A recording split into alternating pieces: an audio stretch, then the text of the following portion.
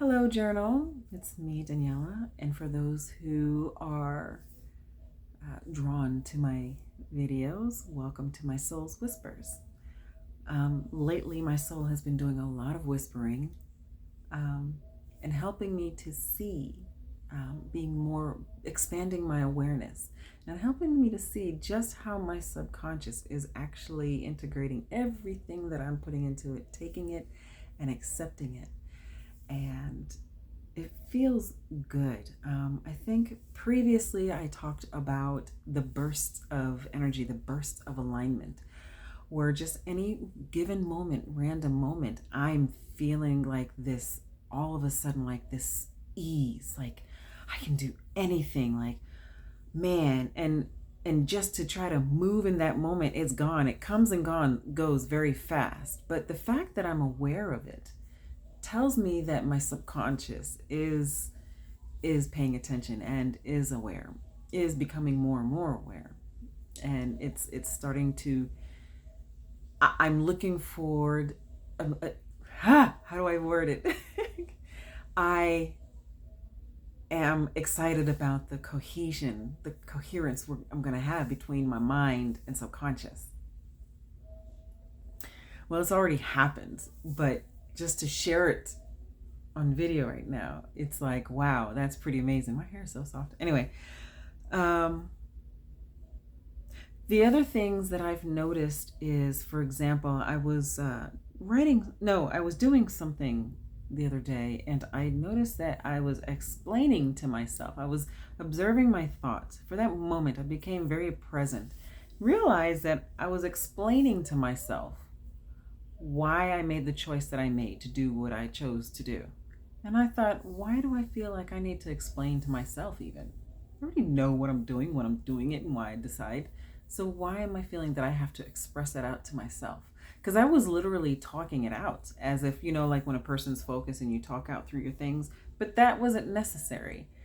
And so I noticed that that was happening, which led to me realizing, maybe this is a part of why I struggled with the feelings of inferiority, not unworthiness, and always explaining myself to people and people pleasing. Because if you feel like you have, whatever reason started it, which I do know, but that really doesn't matter because that was meant to happen for this point in my life, to have awareness of this in my character, to learn from and to experience. So, I didn't realize that that was happening. It was old conditioning. When your parents mean well, they're trying to be the best parents they can be for you, but they question every little thing you do, and you have to express and explain every little thing you make and do and stuff because they want you to pay attention to what you're doing and what's going on around you. So that conditioning of always having to explain myself to my parents. Who left this here? Why did you leave that there? Does it make sense to leave it there? What are you going to do with it? It's like, so that type of conditioning, I was able to catch, I think it was yesterday, that I was explaining myself to me as to why I made a decision to do a certain thing. And it wasn't necessary for me to do that. So, once I took acknowledgement of that, I acknowledged it, I felt it, because I allowed myself to feel. I gave myself permission to feel that because I needed to know how to deal with this. If it's something to even deal with. I mean, what's going on here? So I felt it. And then from that point, I said, okay, you know what, subconscious, thank you for bringing this to my awareness. Thank you, whoever, for the awareness. But that's old conditioning, old way of thinking. I don't need it anymore. It no longer serves me. So thank you. But thank you for me is the intent to release. And so I release it. And then I let it go. And I'm noticing that happening in a lot of little areas more and more, where I'm saying, ooh, that's another old conditioning that I no longer need, subconscious. Thank you, but we can let that go. And I've been doing that more. Well, I've been doing it in smaller segments. Now it's not for the bigger things. Now it's for even smaller, even smaller. I guess to a point where I won't have to do that anymore. I don't know how that works. But I always want to make sure that I'm always aware, because maintenance, as long as we're here living and having experience, I need to always be present. The other thing was, let me think. I have my notes. Okay. So the other thing was, I was observing my thoughts and noticing the pain that I was having. I'm 52 in this body. And so, I've been going through different things, hormonally, that don't feel comfortable with my body or that I'm not used to. And so as a result, I guess I have a lot of pain and discomfort, like in this area. So sometimes it's gone, but a lot of times it's there, and it's all day. It's a constant humming of this pain. So, but at certain times I just really get so exhausted and tired of it, because I'm not trying to give it energy, that I at some point break down and I'm just in this pain. And so I was observing my thoughts, and I thought, you know what? Let's just calm down, because sometimes when it's very sharp, it's very hurtful. It could actually draw a little bit of tears. And I said, you know what? Let's calm down, and let's focus on feeling good. And as I talk about it now, I'm actually working it. And I listen. I also pay attention to my inner dialogue. Tired of feeling this pain. Yeah, I can understand that. So now, what I want to do is say, you know what though? I've already experienced painlessness, because I've already embodied that multi-million-dollar of myself this morning in my sacred candlelight routine. So let's just remember that we no longer struggle with that pain. Gone. Healed. And the more that I stayed calm, my inner dialogue started to get calm. And the pain then became very, very low. I no longer felt it in a way where it wanted to bring tears to my eyes. And then the pain was eventually gone. Like right now, it has severely lightened up. It has lightened up a lot back here. But it's true it's true about energy. Energy does follow your focus. It follows your thoughts.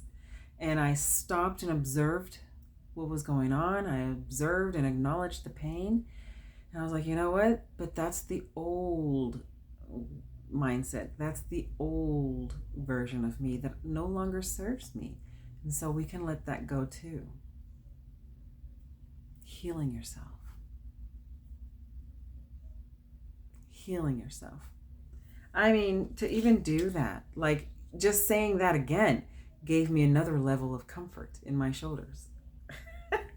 So it's truly amazing how this works. And all this ever since doing the I am affirmations and listening to it in my sleep. And it does something to me because my awareness became more alert or expanded, and certain things that I had been asking for. I go on YouTube to get a lot of help with certain things, recipes, how to fix something or what have you. And I was on YouTube, and I think I was looking for Aaron Lyons at this time, TV. And I was guided to specifically what the help was that I was asking for. Just out of blue, out of random. Never seen any video like this on YouTube. I am off in my meditation asking for specific help on something, and bam, I'm finding it a few moments later on YouTube. It just pops up on the screen. So this is what also fuels my belief system when it comes to my self-conscious believing. What I am doing in my awakening process here in this journey is seeing and witnessing everything happening. Now, that's not what I was going to say, but hey, it is what it is.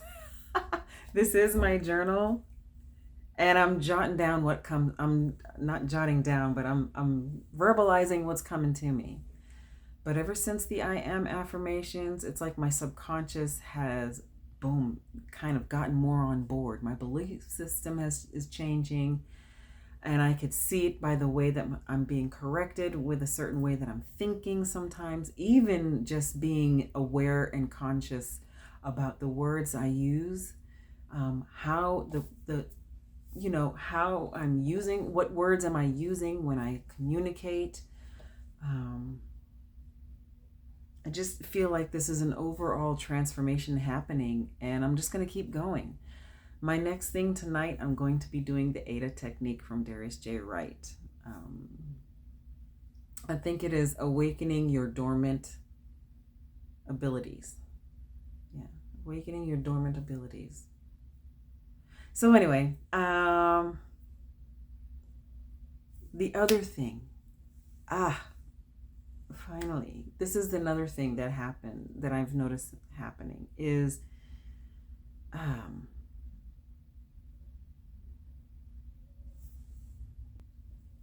balancing downtime. So, for example, learning what it means to have a momentum and then doing something about it, and then the momentum's gone, and then thinking, oh, the momentum's gone, I've lost it. I give up. I failed. That's the wrong way. I've been learning to, now I've been seeing balancing out my those momentums. So when I have momentum and it's like, oh, I'm going to do this experiment, this is what I need to be doing, this is what I need to be doing, oh, I'm going to be working on this journal, I got to get this done, and there's this excitement and everything's happening with ease, everything's flowing, everything's good, but now I want to get this going, and now I don't feel like it anymore. You know what? I think I need to take a break. Do I have to meditate right now? Can I just, So when you start losing that momentum and then complacency comes in and you're like, I'll do that tomorrow. I've learned too not to feel guilty about that, because complacency is a tool to be used. And I'm learning that you just have to balance. What do you do in those times? In times of complacency, that is a time of rest. It's a time for you to reflect. It's a time to allow your subconscious and your mindset to reflect and rest, because a lot of information, a lot of awakening just got expanded within it. There was a lot of shifting going on. So now there's this time there's a need for soaking now. There's a need to just let it settle. And so in those moments, I just do whatever at the moment that I'm going to be doing. But I don't feel bad if I'm not going to go ahead and meditate right now. I don't feel bad if I, whatever ritual I may have, that if I don't do it right now, that's okay. There's always, I can do it again later or tomorrow, which is also later. So I've noticed these things. Anyway, I really want to also, before I end this recording, I want it to always be less than 20 minutes. But I wanted to say that I really enjoy making my journals.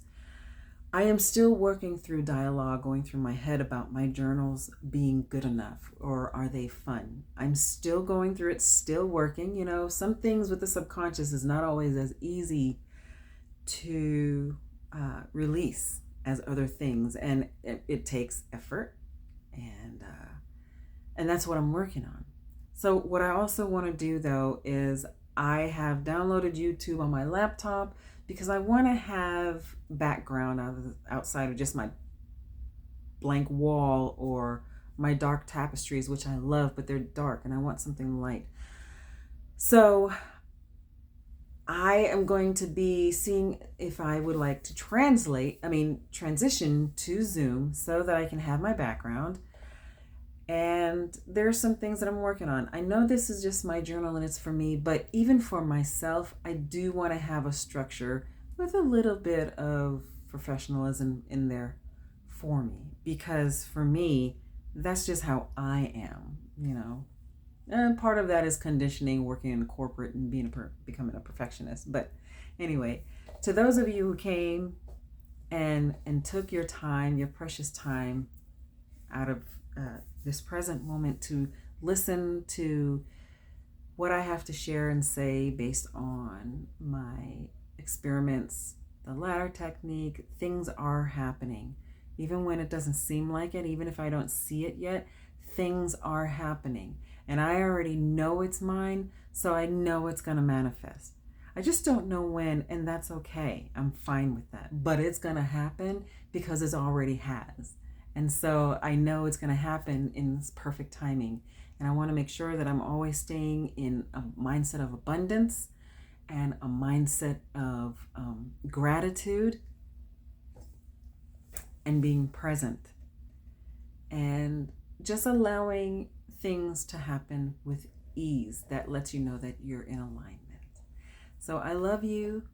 Thank you for visiting and hearing what my soul has to whisper to me. And hopefully we'll see you again soon, the next time. And the next time. Namaste.